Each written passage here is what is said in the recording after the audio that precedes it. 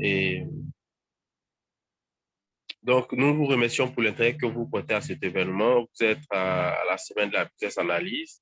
Et cette année, nous avions décidé de parler de la donnée au cœur du métier du business analyst. Et pour ce faire, nous avons eu un certain nombre de sujets que nous avions traités depuis le mercredi 9. Et nous sommes aujourd'hui avec le vice-écra qui va nous entretenir sur un thème en rapport avec ce thème général-là. Permettez-moi déjà de vous présenter l'agenda de cette session. Donc, nous allons vous présenter la business analyse, donc le chapitre de Côte d'Ivoire.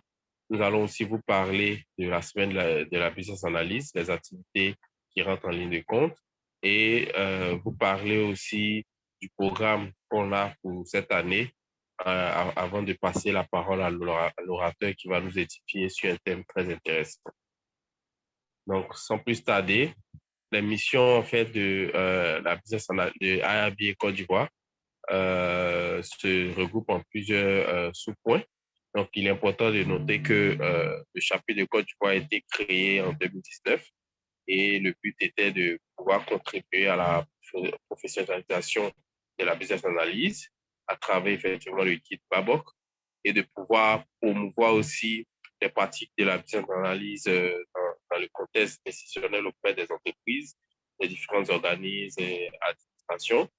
Et nous avions aussi comme programme, comme mission de permettre un partage d'expérience au sein de la communauté, donc de Côte d'Ivoire, à travers des experts, des enseignants et des personnes qui exercent le métier de la business analyst. Donc, l'historique de nos activités se situe dans le temps. Donc, comme je l'ai dit plus haut, nous avions commencé en 2019 à travers la création de ce chapitre. Et l'année 2019 a vraiment été marquée par un dîner de fin d'année.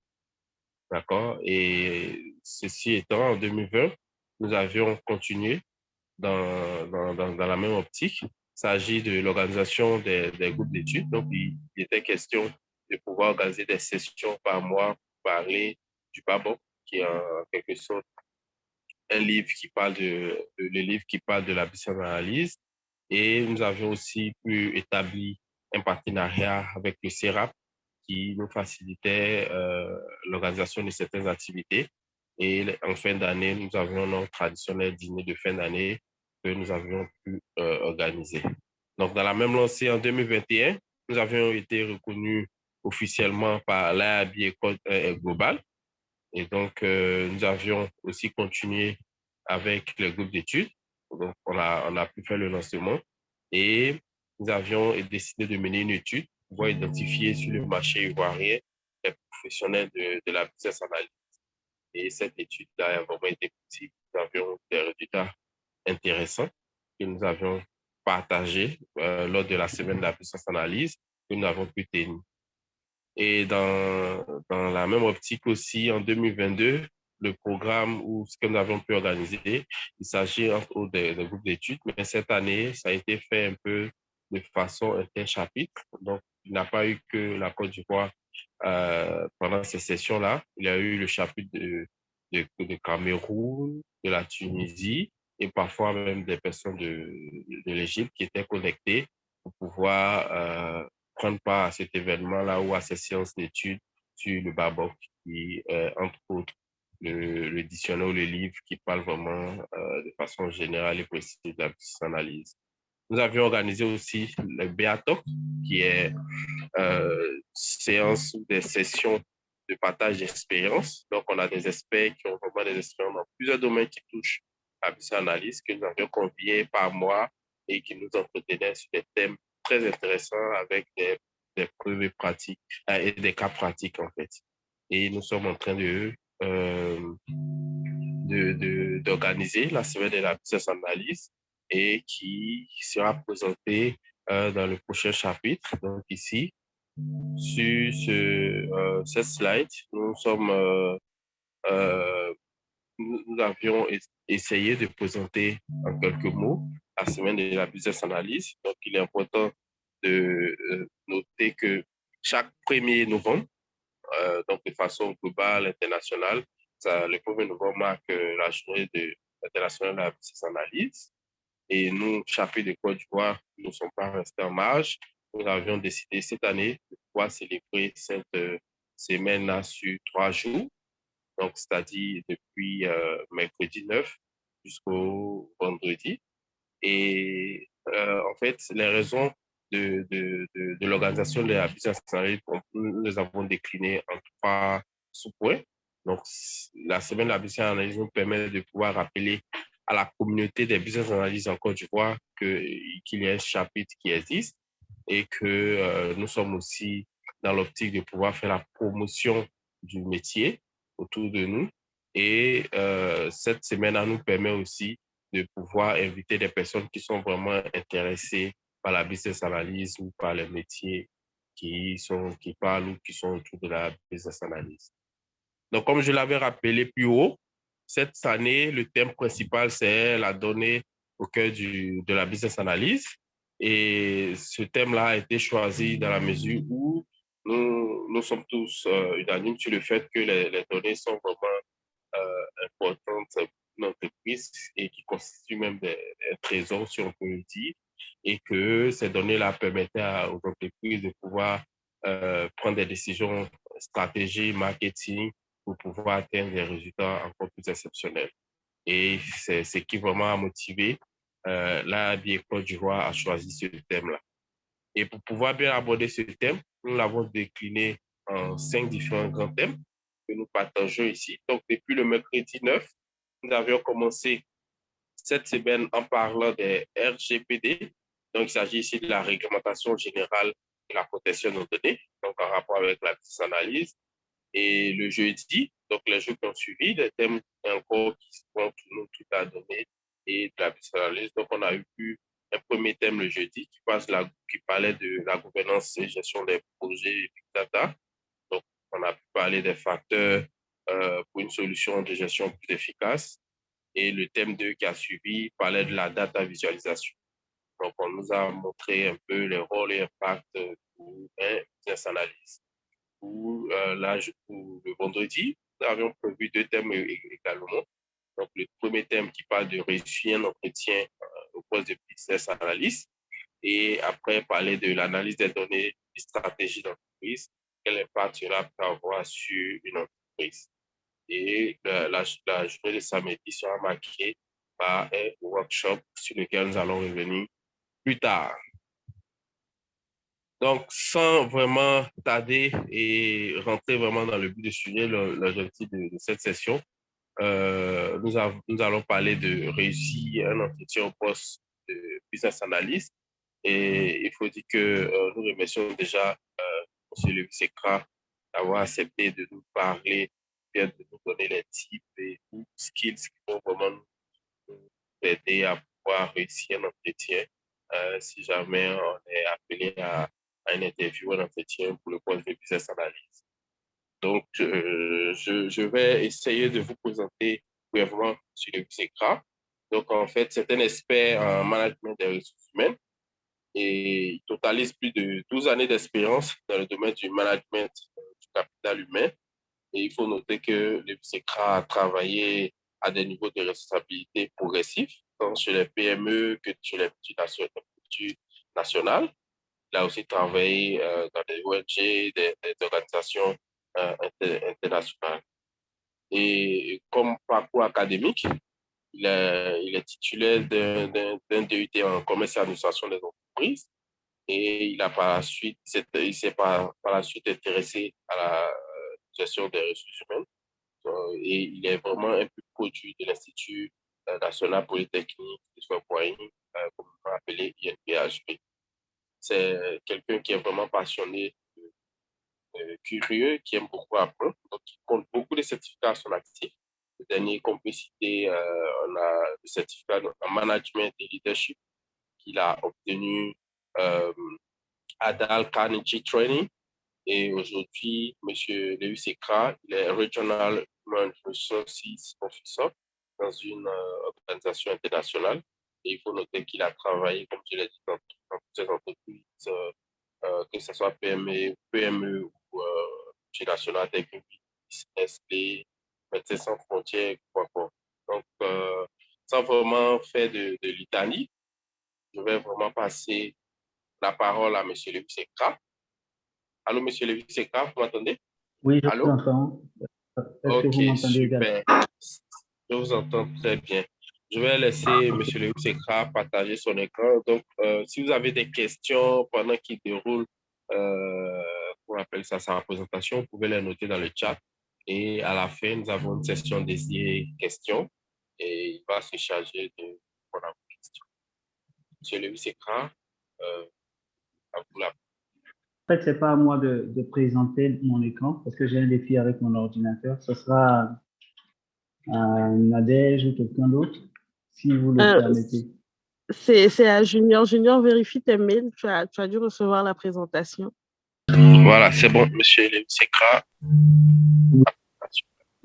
Merci. C'était prévu que je partage moi-même, mais bon, malheureusement, la connexion, ma machine personnelle a fait ce défi. Merci pour l'invitation. C'est un immense plaisir, en fait, d'être connecté avec vous. Ce que je vais essayer de faire, c'est de partager en quelques 20 minutes, en fait, des éléments clés. Je ne vais pas vraiment vous apprendre de nouvelles choses parce que vous connaissez votre métier, vous connaissez votre travail, donc je ne vais pas vous apprendre de nouvelles choses. Je vais juste toucher quelques points qui sont importants et essentiels. Et puis ensuite, on va passer plus de temps à faire des Q&A. D'accord? Donc, en termes d'agenda, nous allons regarder ensemble comment est-ce qu'il faut décrypter une offre d'emploi en lien avec les compétences clés ou bien la compréhension stratégique. Je suis déjà au slide suivant.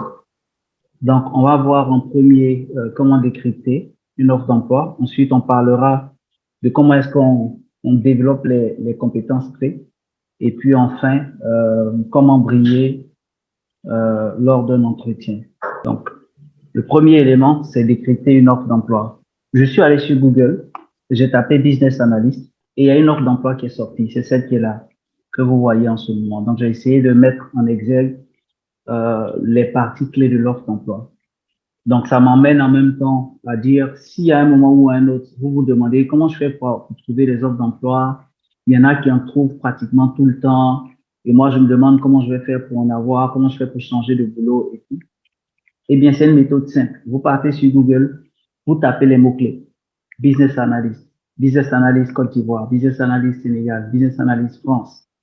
Ou alors, vous partez sur des plateformes professionnelles comme LinkedIn, où vous avez également la possibilité de créer des alertes. Et à partir de là, vous avez donc cette chance-là de pouvoir recevoir régulièrement des alertes d'offres d'emploi qui sont exactement semblables à ce que vous avez mis comme mot-clé, ou alors toute offre d'emploi qui se rapproche de ce que vous avez inséré comme mot-clé pour l'alerte.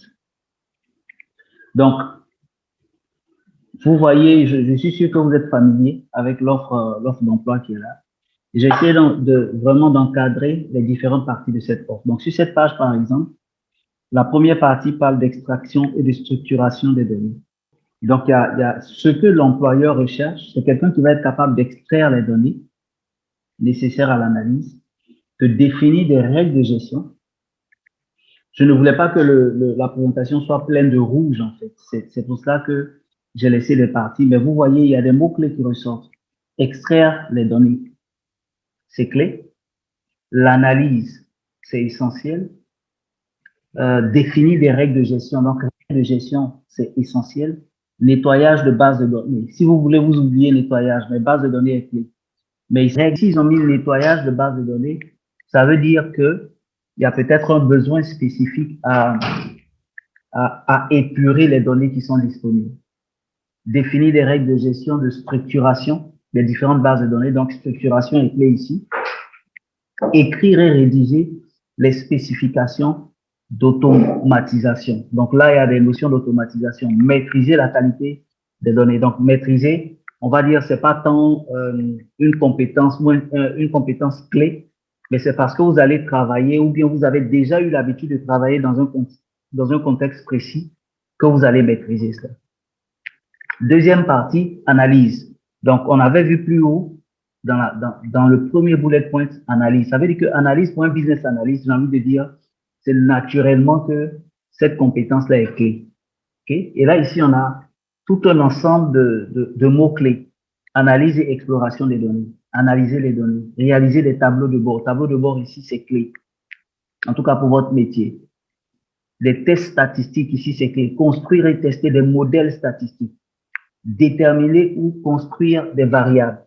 En fait, pourquoi est-ce que c'est important d'identifier les mots-clés dans l'offre d'emploi? On peut aller au slide suivant, s'il vous plaît. Pourquoi est-ce que c'est essentiel d'identifier les mots-clés? Parce que finalement, l'identification de ces mots-clés-là permet de pouvoir mettre à jour nos CV. D'accord? Dans notre CV, peut-être que dans notre formation, on a eu l'opportunité de dire, OK, business analyst, traitement de données, gestion de base de données, etc., etc. Mais lorsque vous prenez une offre d'emploi et que vous êtes capable d'identifier les offres, les mots-clés qui sont à l'intérieur de l'offre d'emploi, vous pouvez venir maintenant sur votre CV et dans la partie où vous avez mis compétences, vous allez rajouter ces mots-clés-là. Donc, depuis le début, sur le slide précédent, on a parlé d'analyse, on a parlé de gestion de base de données, on a parlé de rédaction ou de conception, de spécification, d'automatisation, on a parlé de tableau de bord, vous voyez. Donc, c'est des mots-clés que vous pouvez faire apparaître dans la partie compétences. Ensuite, il y a une autre partie qui est communication. OK, dans la communication, on demande à ce qu'on soit capable de comprendre précisément les problématiques métiers. Donc, ça, c'est une ligne que vous pouvez traduire clairement en écoute client interne ou en écoute client simplement, en orientation client, ce genre de choses-là. Donc, vous identifiez les mots-clés, vous les traduisez en compétences pertinentes par rapport à votre métier et vous les mettez en évidence dans votre CV dans la partie compétences. Veille technologique, c'est le prochain point dans l'offre d'emploi sur les outils d'analyse. Donc, effectuer de la veille, rechercher et expérimenter de nouvelles méthodes, sélectionner les nouveaux outils, etc., etc. Donc, quand vous avez une offre d'emploi devant vous, la première chose, c'est de comprendre ou d'identifier ou de discerner les différentes parties de l'offre. Après avoir discerné ça, vous entrez dans le détail pour savoir quels sont les mots-clés, quels sont les mots qui reviennent. Qu'est-ce que l'employeur recherche en réalité? Quand je suis capable d'identifier ce que l'employeur recherche, je peux le traduire en offre de compétences dans mon CV que je vais envoyer, ainsi que dans ma lettre de motivation. On a parlé des compétences techniques, mais de plus en plus, il y a aussi ce qu'on appelle les compétences comportementales. Ici, ils ont mis compétences et aptitudes. Donc, analyse et mise en valeur des données. Analyse est peut-être revenue jusque-là 5 fois. Ça vous dit tout de suite que le fait d'analyser ou la compétence d'analyse est un élément clé. Ici, on voit conception. Plus haut, on a vu effectuer de la veille, rechercher, sélectionner, ou avant cela, on a vu réaliser des tests, construire et tester des modèles, définir des règles. Ça veut dire que le mot qui est ici, le mot conception, est également important. Après, il parle d'état d'esprit, ok? Donc ça, c'est les compétences comportementales, bon esprit d'équipe, attitude proactive, approche agile. Donc ça, c'est la capacité d'adaptation et tout ce qui va avec, ok? Donc, compétences techniques et ensuite compétences comportementales. Et puis enfin, j'ai pris la peine d'encadrer les 3 derniers éléments qui peuvent faire la différence. Donc, le niveau d'études, ils l'ont dit, ils veulent quelqu'un qui a un bac plus 3 et plus, ou alors qui est ingénieur. Là, c'est un peu ouvert. Dans d'autres offres d'emploi, on va vous dire clairement, je veux un ingénieur ou un bac plus 5 ou bien bac plus 4 et au-delà. Et là, ils ont mis l'expérience qui est recherchée. Là, visiblement, on cherche un ingénieur, une première expérience. Mais il faut vraiment prendre le temps de décrypter l'offre d'emploi, le lire, le relire. Il faut lire l'offre d'emploi au moins 3 à 5 fois, sinon plus, avant de postuler. On la lit 2, 3 fois, on va prendre son CV, on relit son CV, on revoit l'offre d'emploi, on revoit son CV et on est capable justement de pouvoir mieux ajuster, comprendre le besoin du client. Le client, en ce moment-là, c'est l'entreprise qui recherche une compétence et puis on lui offre quelque chose qui est adapté à son besoin. Next slide, please. Donc, je ne vais pas revenir sur vos compétences parce que vous les connaissez. Le but, c'était juste de vous aider à comprendre basiquement voilà, comment lire l'offre d'emploi. Mais je ne vais pas vous apprendre c'est quoi vos compétences. Je pense que vous les connaissez. Là, j'ai juste fait un snap ou screenshot des compétences clés qui sont reconnues pour les business analysts. Donc, vous avez ce qu'on appelle les business analyst skills and competencies. Vous avez ce qu'on appelle les core skills and competencies. Et puis, vous avez ce qu'on appelle les technical skills and competencies. Donc, les core skills and competencies, c'est tout ce qui est, on va dire, lié à l'activité principale, d'accord, d'un business analyst. Ça tourne autour de, je vais dire, tu peux pas être business analyst si tu n'arrives pas à écouter. J'ai envie d'appeler ça les soft skills, en fait. Tu ne peux pas être un bon business analyst si tu n'as pas la capacité à communiquer avec les autres. Si tu n'as pas la capacité d'analyser les données. Si tu n'as pas la capacité, n'est-ce pas, de prioriser tes activités ou de gérer ton temps. Ensuite, ce qu'on appelle les business analysts, c'est pas les soft skills, ce que je vais appeler les attitudes, mais c'est plutôt purement technique. Vous voyez des termes comme prototyping qui sont liés à la notion de recherche, alors que le requirement elicitation est relatif à comment est-ce que on va dire, on confirme des choses sur la base des interactions avec nos clients internes. On leur a proposé des données, on leur a proposé des analyses, on leur a proposé un certain nombre de choses et par rapport à leur expérience, on essaie d'en tirer profit pour pouvoir construire ou améliorer un système qu'on a mis en place.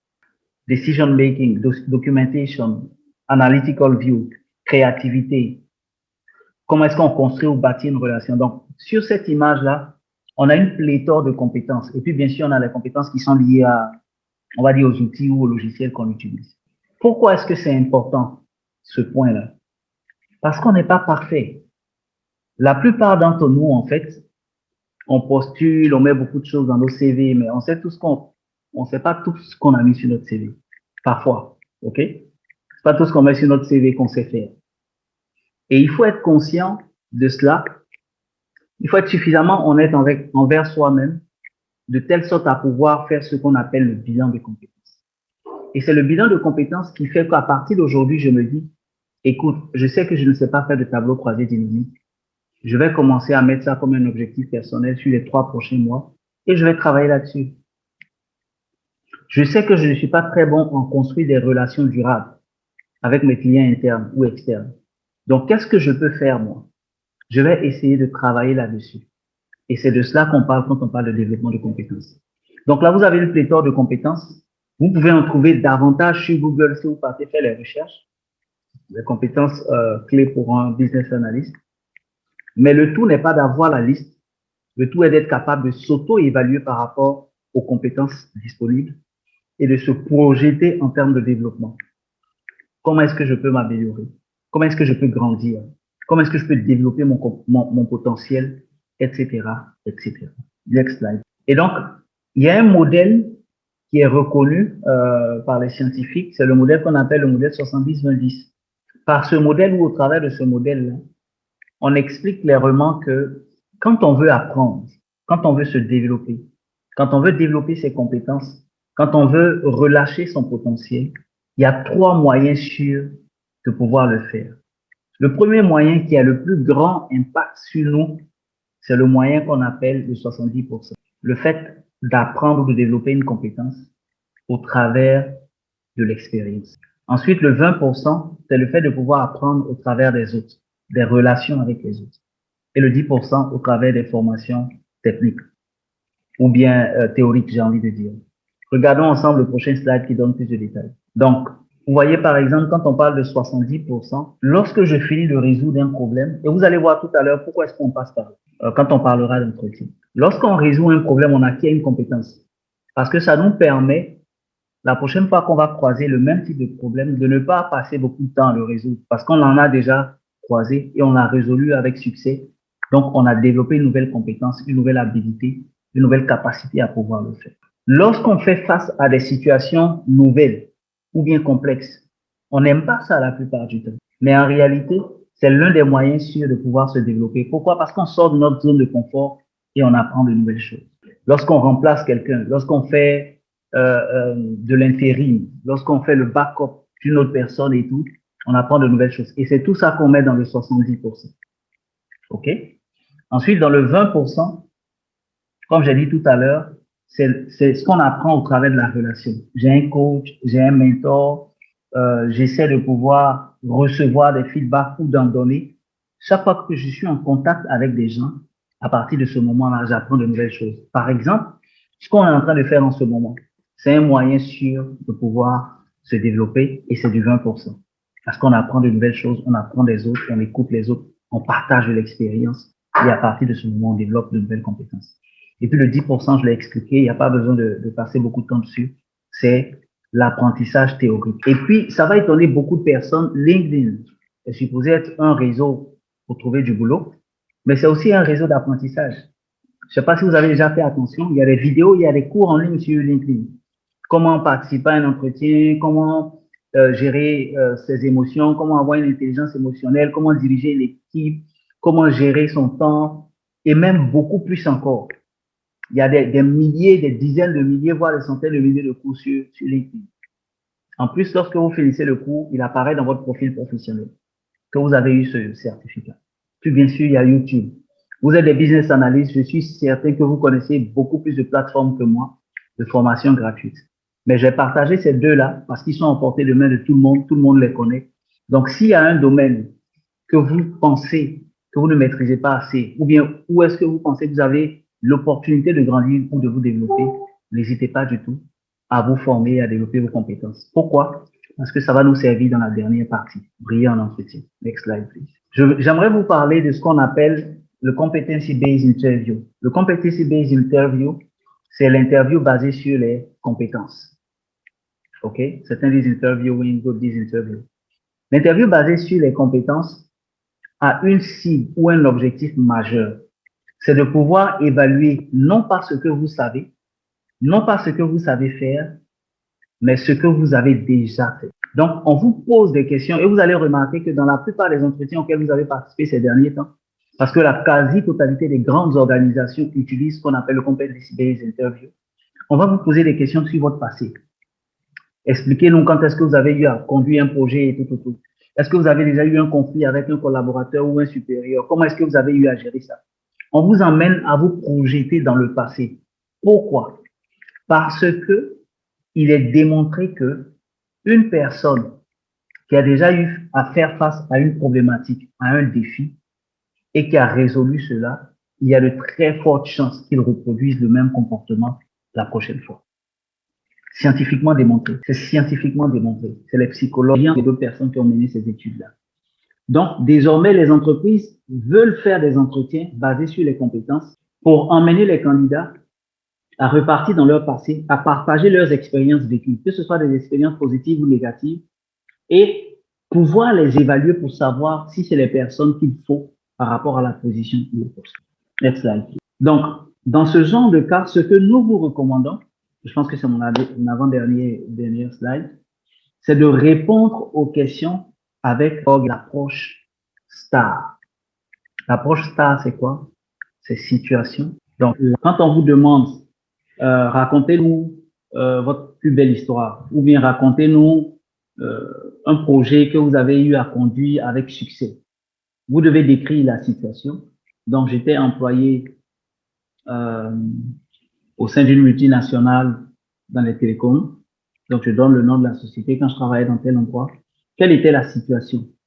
Eh bien, on voulait lancer, shifter des 8 chiffres aux 10 chiffres en termes de numérotation. Donc, ça, c'est la situation. Quelle était la tâche?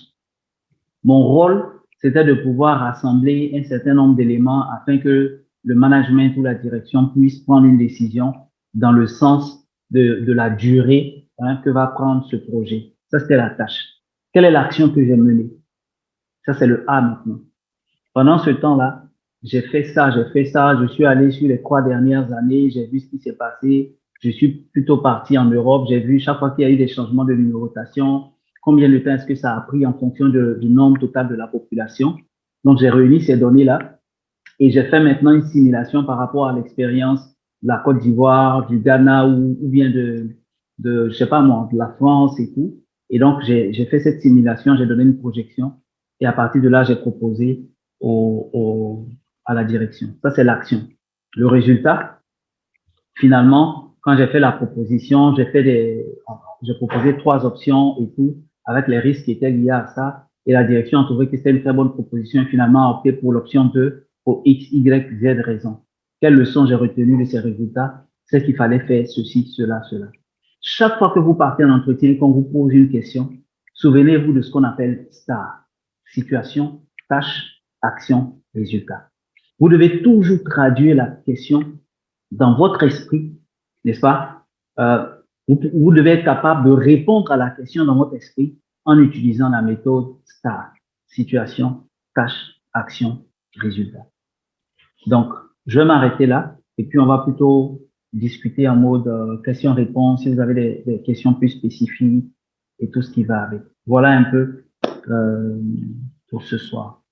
À vous. Merci beaucoup, Monsieur Lévis-Sécra. Et chers participants, nous sommes maintenant à la phase des questions.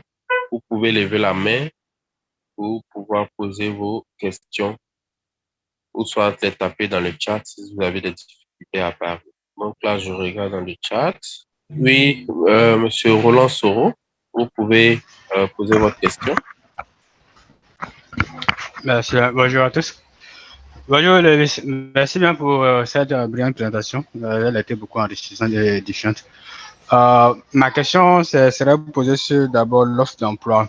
Donc, tout à l'heure, vous avez montré les différents slides où vous avez marqué les différents points essentiels. Mais je vais beaucoup plus me axer sur la dernière partie qui est la partie éducative, oui, où on parle du niveau d'études. On parle du niveau d'études. Vous avez dit qu'ici, parce que sur cette offre, on a la chance que le niveau d'études ici est un peu ouvert. Donc, ça donnait l'option à toute une personne de pouvoir y postuler. Maintenant, le business analyst, ici, normalement, il y a certaines personnes qui n'ont même pas fait l'étude de business analyst, qui ont eu à se former sur l'État, et ils ont certaines compétences qui leur permettent de pouvoir exercer le métier en lui-même. Maintenant, il arrive des fois qu'on trouve des offres où on demande à la personne d'avoir un tel niveau ou un tel type de diplôme de business analyst, certainement en statistique ou encore en informatique, mais c'est peut-être pas le cas pour nous. Est-ce que dans ce genre, mais quand on regarde les offres, pas les offres, les compétences demandées, nous pensons que nous sommes en mesure de pouvoir effectuer la tâche. Est-ce qu'on peut postuler malgré qu'on n'a pas le diplôme qu'il demande, la question? Merci pour la question. Ce qu'il faut comprendre, c'est qu'il y a 2 types d'organisations. Il y a les entreprises ou des organisations qui sont focus sur les compétences. Peu importe votre diplôme, votre formation de base, attends ce qui les intéresse. Même si quand on fait une offre d'emploi, on est obligé d'y mettre basiquement les compétences minimales. Ou si vous voulez la formation minimale. Mais en général, il y a certaines organisations qui sont focus plus sur les compétences et les expériences. Donc, ce que vous avez fait, ce que vous savez faire. Et puis, il y en a d'autres qui, même si elles sont intéressées par vos compétences et vos expériences, ont besoin du côté formel. Donc, il y a les 2 types d'organisations. Donc, le côté formel, c'est que la personne est certifiée, comment on appelle ça, Six Sigma ou je sais pas quoi. La personne elle a une formation ou un diplôme en statistique, etc. Cela dit, vous n'avez rien à perdre que de postuler. Vous mettez votre CV en valeur, vous mettez vos compétences clés en valeur, même si vous n'avez pas une formation de base en statistique ou business analyst, vous postulez. Et puis, si on vous donne la chance d'être appelé en entretien, eh bien, vous démontrez. D'accord. OK? Mais ayant dit cela, à partir d'aujourd'hui, quand on a fini de rencontrer ces gens de choses, on se pose la question de savoir qu'est-ce que je peux faire pour combler ce gap? C'est-à-dire, donc, est-ce que je dois pouvoir m'inscrire dans une formation en ligne ou bien dans une formation exécutive, post, je sais pas moi, formation professionnelle, etc., etc. Ok? Aujourd'hui, il y a des certificats en ligne qu'on peut obtenir, même si j'ai pas de diplôme en statistique, je peux faire des certificats en ligne de business analyst, par exemple.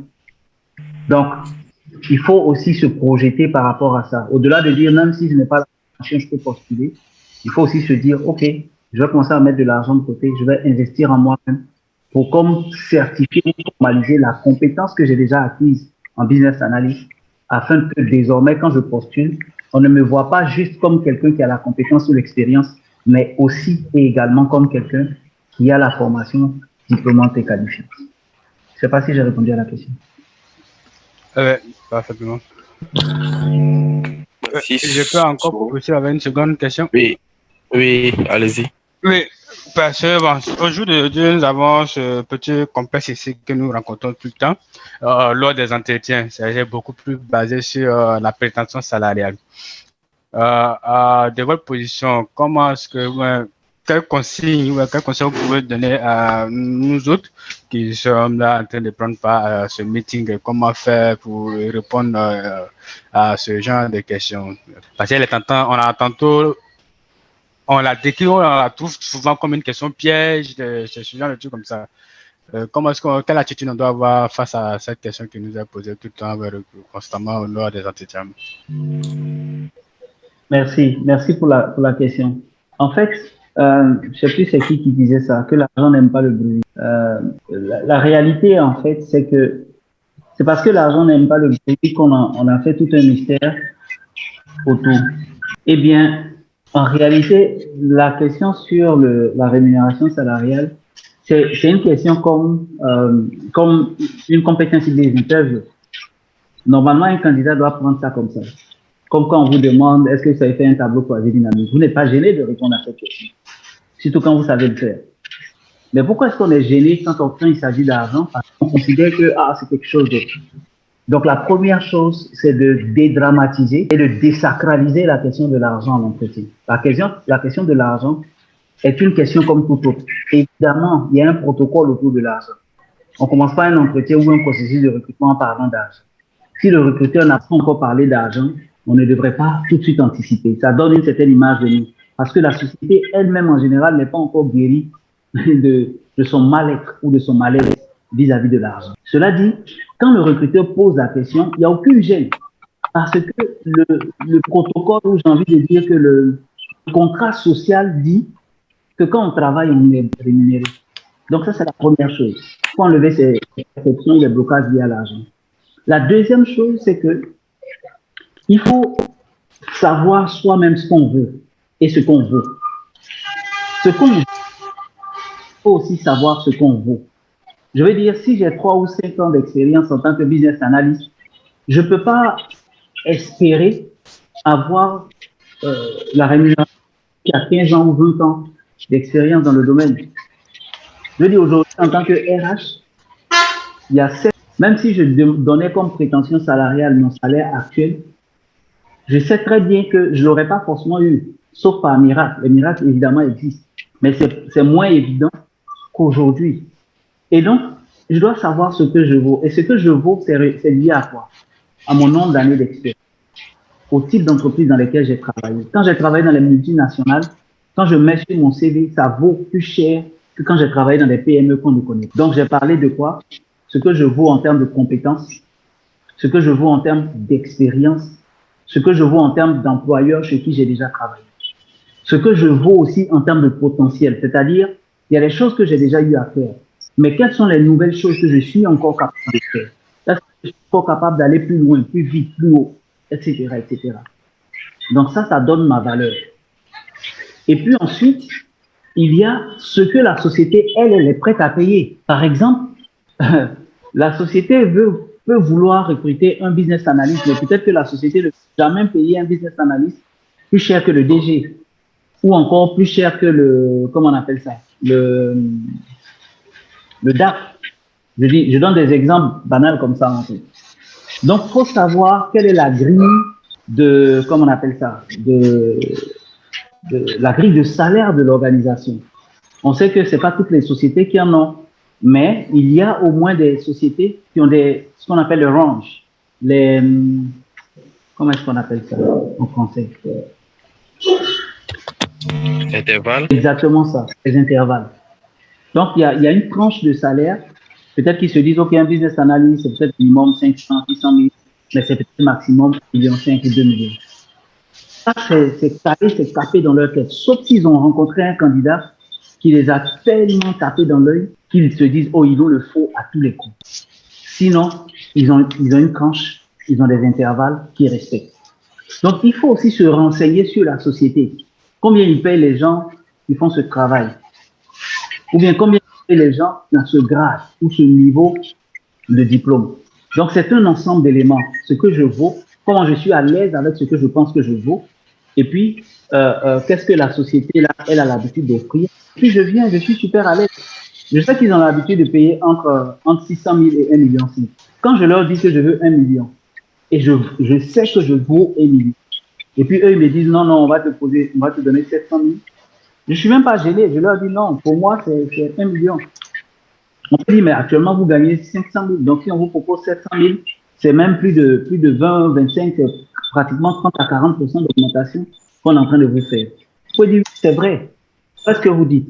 Mais là, on n'est pas forcément en train de juger en griffe mon prix passé. On est en train de négocier par rapport à ce que je vaux, mais aussi par rapport au travail que vous m'offrez.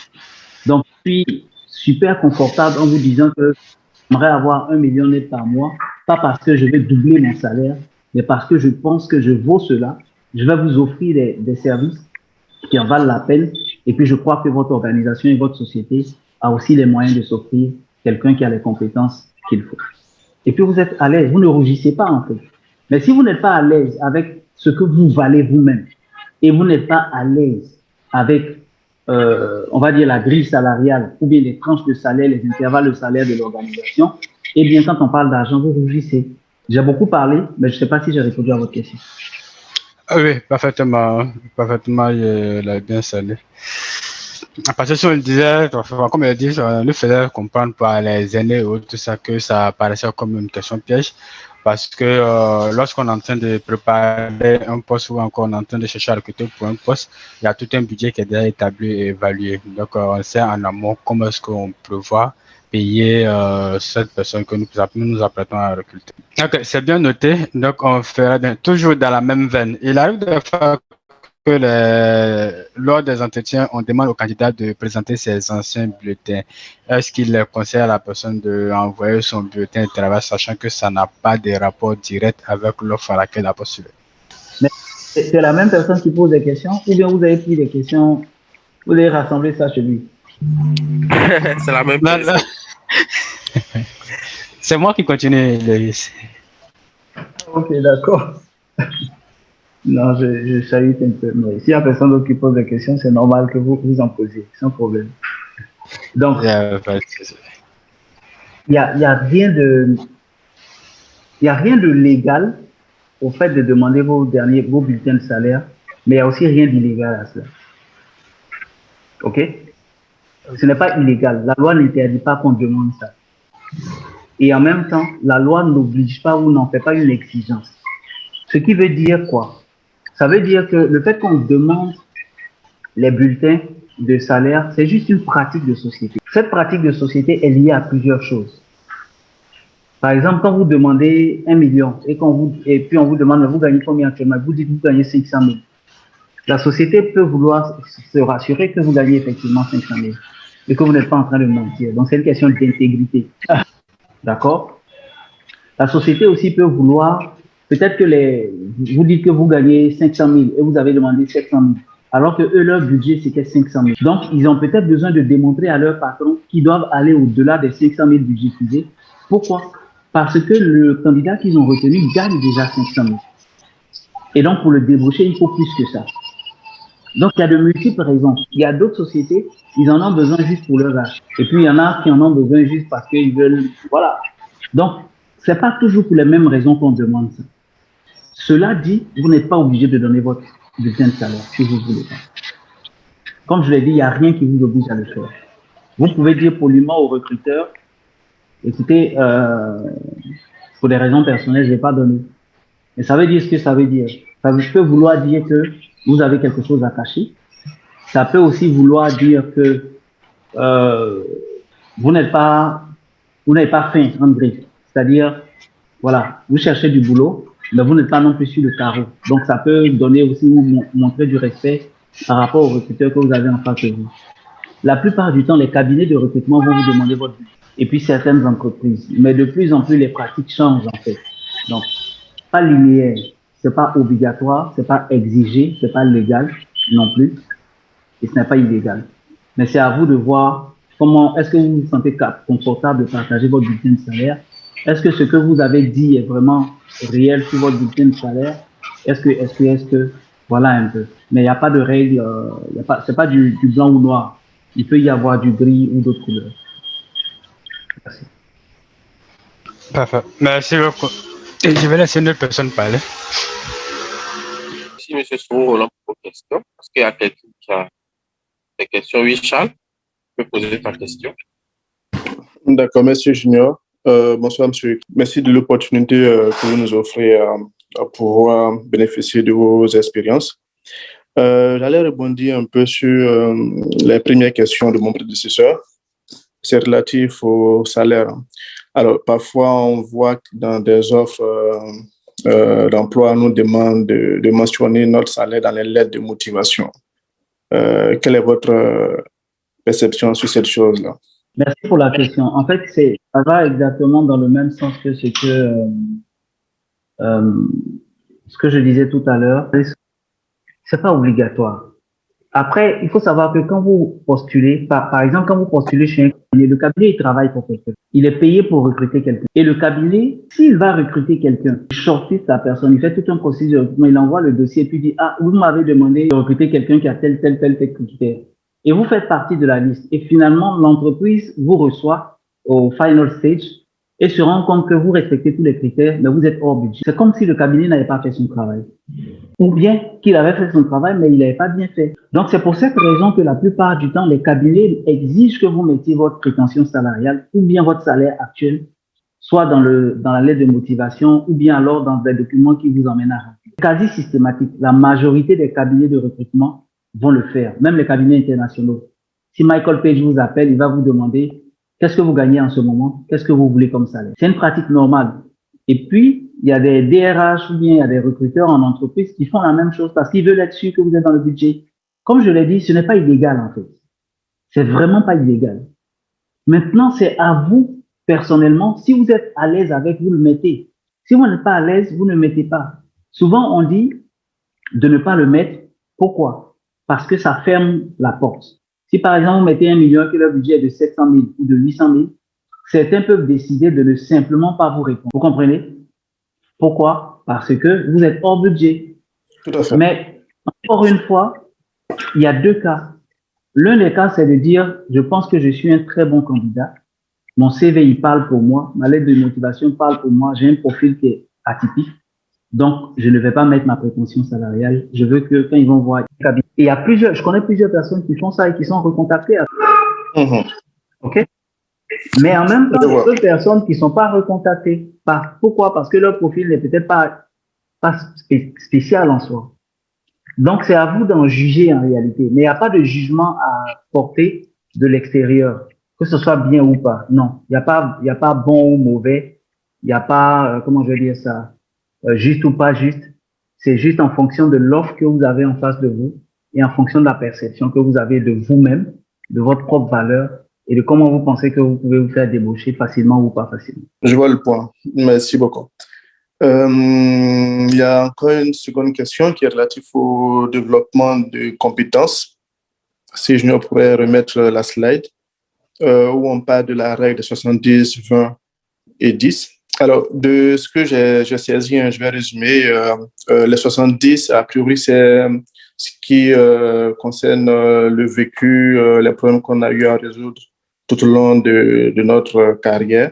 Et cela me laisse penser que c'est une règle ou une approche qui est a priori adéquate pour les expérimenter. Alors, ma question est de savoir, pour les juniors, quelle est la méthodologie que vous allez conseiller? Non, en réalité, c'est pas que pour les personnes expérimentées, c'est pour tout le monde. Donc, il est démontré que si vous voulez apprendre le métier de business analyst, vous allez connaître beaucoup plus en pratiquant qu'en faisant une formation en classe. C'est ce que la règle dit, en fait, le 70-20-10. Une expérience va vous donner 70% d'impact dans votre apprentissage. Une relation, un coaching, ça va vous donner 20% d'impact. Et puis, une formation en salle va vous donner 10% d'impact. Donc, même en entreprise et en général, même quand on veut former un junior et qu'on dit, OK, ce monsieur-là, je veux le préparer à être un leader demain, à être un chef d'équipe.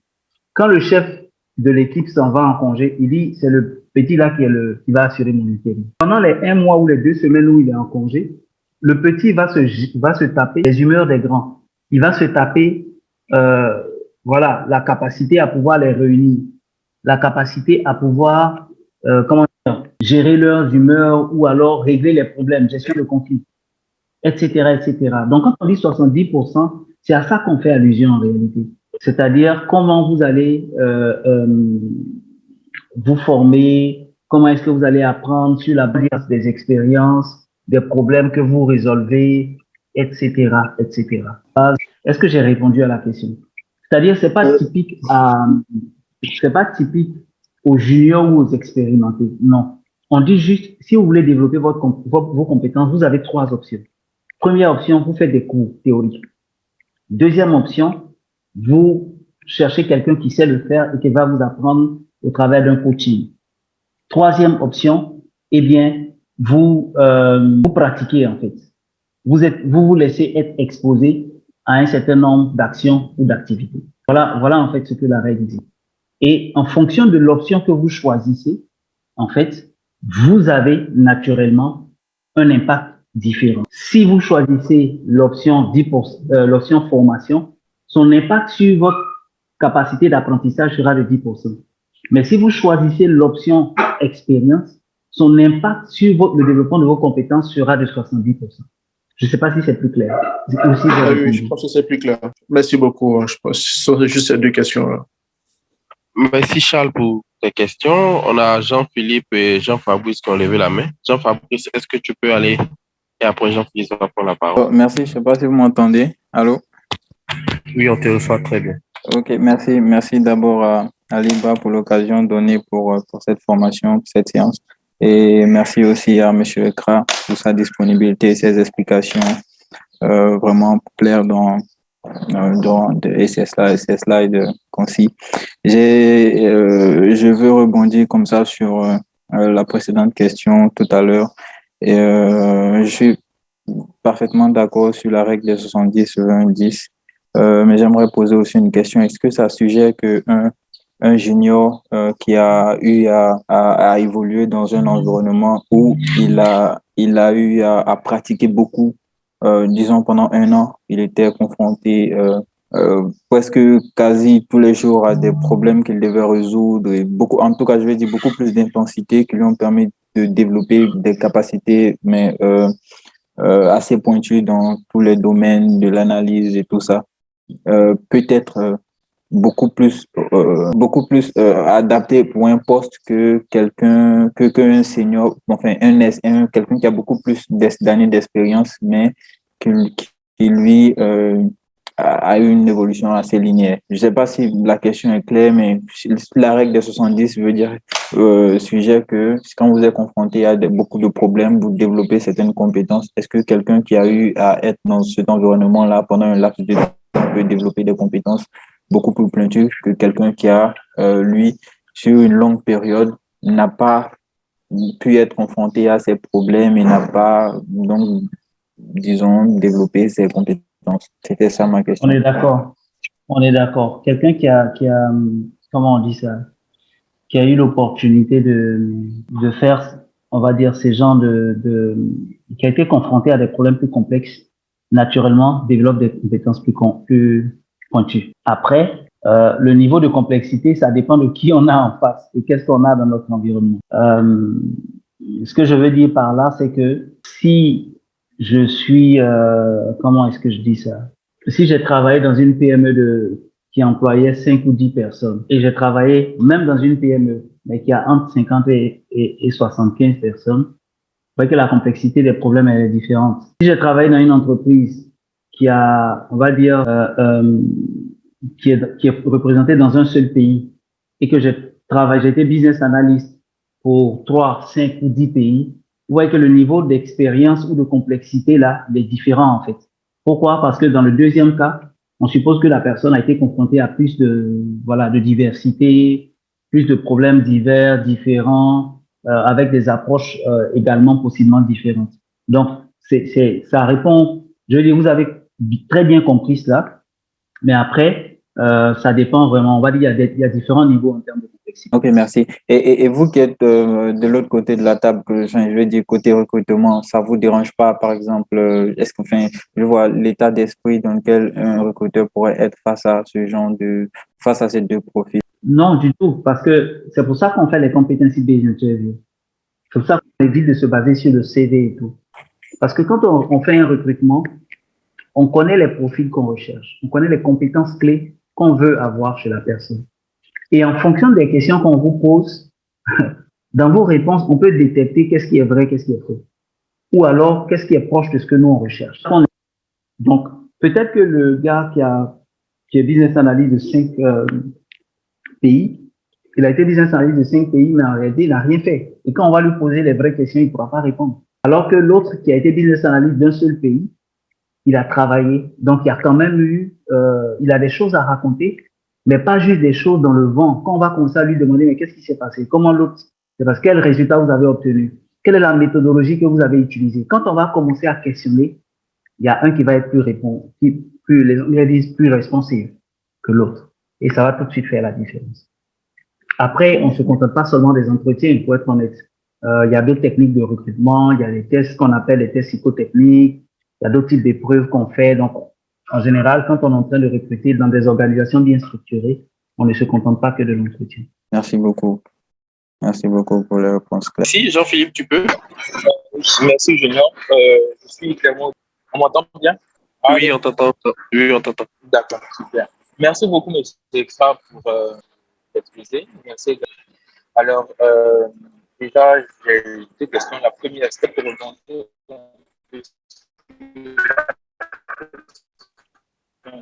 Allô, Jean-Philippe, on a du mal à t'entendre. Oui. On a du mal à t'entendre. Là, je suis plus audible. Oui, là, c'est bon. Voilà. Donc, je voulais rebondir un peu sur la question de Charles qui est revenu sur le concept des 70-20.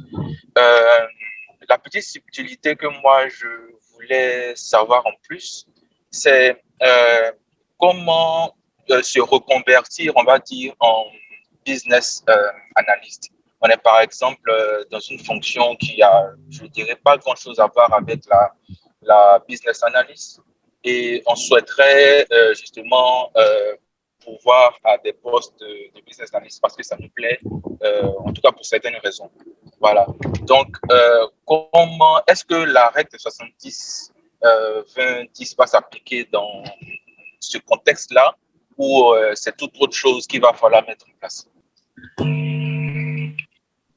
En fait, quand vous voulez changer de domaine et devenir, comment on dit ça, business analyst, il faut toujours commencer par le premier point dont j'ai parlé, qui est le bilan de compétences. Je regarde les compétences qu'il faut pour être business analyst. Quand j'ai fini de regarder les compétences qu'il faut, je m'analyse ou je m'auto-évalue pour savoir quelles sont les compétences que j'ai et puis quelles sont celles que je n'ai pas. Une fois que j'ai identifié celles que je n'ai pas et que je sais qu'il me les faut forcément pour pouvoir, devenir un business analyst, maintenant je me donne les moyens pour les faire. Et c'est là que j'utilise le 70-20-10. Donc, le 70-20-10, c'est de dire, OK, par exemple, s'il me faut un certificat, comme il y a l'un d'entre vous qui a posé une question sur le certificat tout à l'heure, s'il me faut un certificat, c'est du 10% que je serai obligé de faire. Ça peut être une formation en ligne, formation en classe, en présentiel, etc., etc.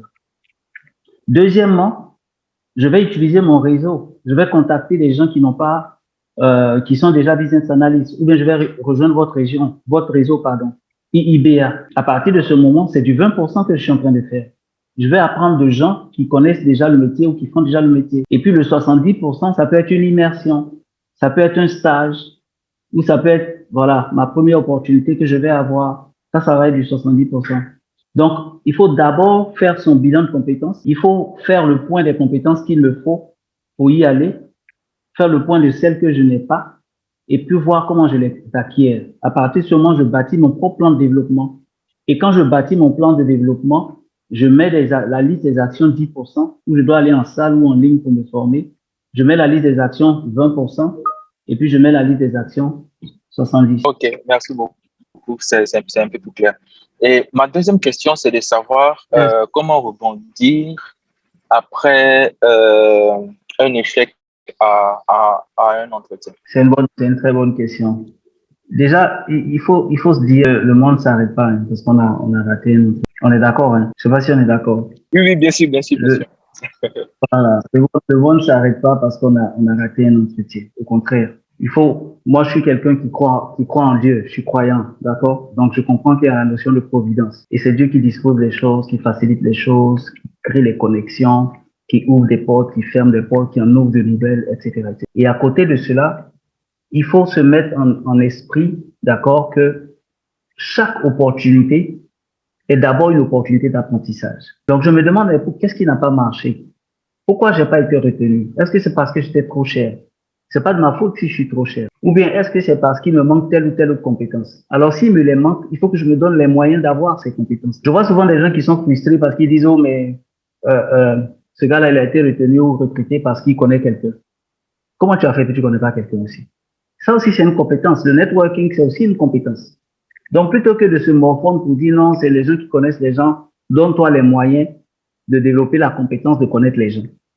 Comme ça, demain, tu seras la personne qui sera choisie.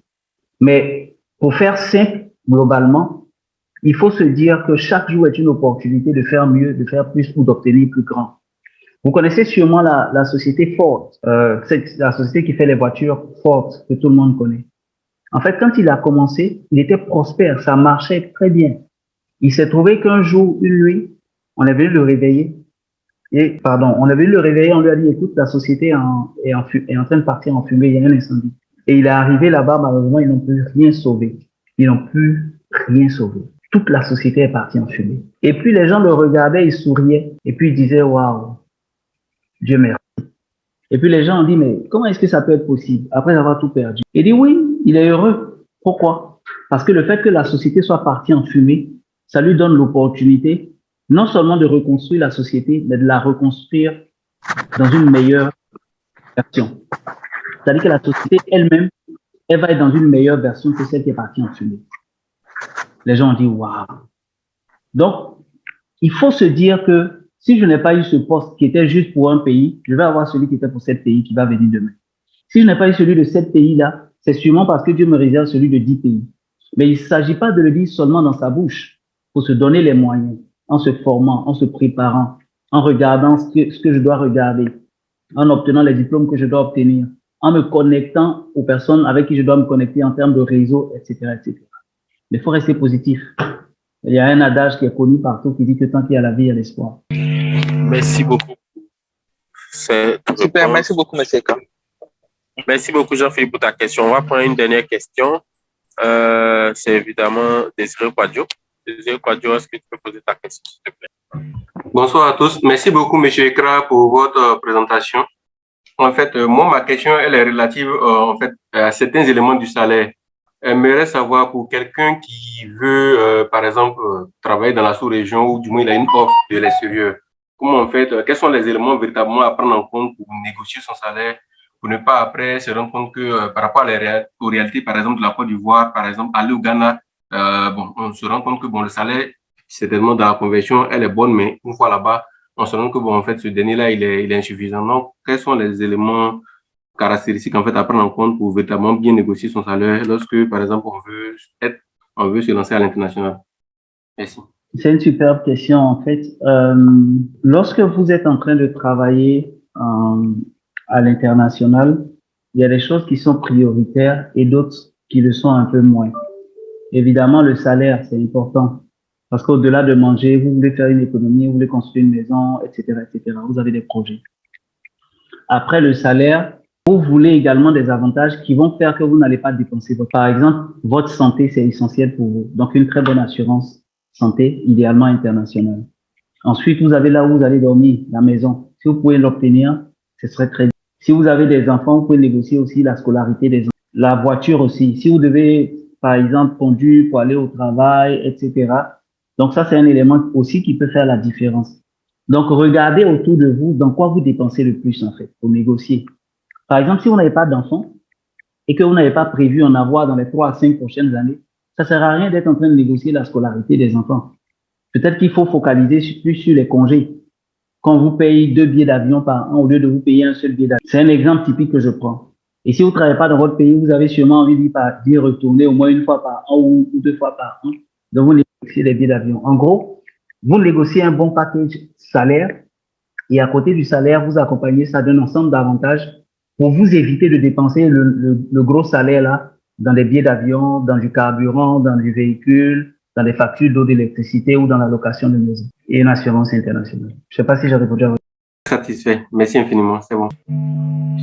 Merci beaucoup, Monsieur Lewis Ekra, pour toutes ces réponses que vous avez apportées à ces questions. Avant de nous quitter, nous voulons vous inviter au workshop. Attendez, mon écran ne s'affiche pas bien. D'accord. Donc là, nous organisons demain, samedi 12, à l'hôtel Le Verseau, un workshop. Donc, on va parler de business analyse et de data analyse. Et pendant ce workshop-là, on a un questionnaire qu'on va remplir pour pouvoir identifier les profils data analyst et business analyst. Il y aura des jeux collaboratifs et des études de cas. Et il y aura un certificat de participation qui sera délivré, une pause café et un déjeuner après. Donc, ça sera vraiment un moment intéressant. Donc, nous voulons particulièrement vous inviter à ce workshop-là. Donc, avant de clore la session, je voudrais passer la parole à Monsieur Lewis Ekra pour quelques mots de fin. Alors, je vous remercie pour l'invitation. C'était un privilège, en tout cas, de faire partie de cette session-là. J'espère juste que, voilà, ça a été utile pour vous, que ça a été 45 minutes ou 1 heure de temps utile pour vous.